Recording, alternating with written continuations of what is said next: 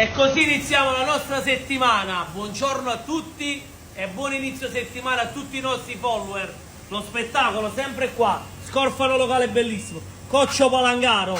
Signori, pure con il caldo a noi la qualità non ci manca. Pescatrici locali bellissime, per vedere Vicky, quelle locali, no Francia, no estero.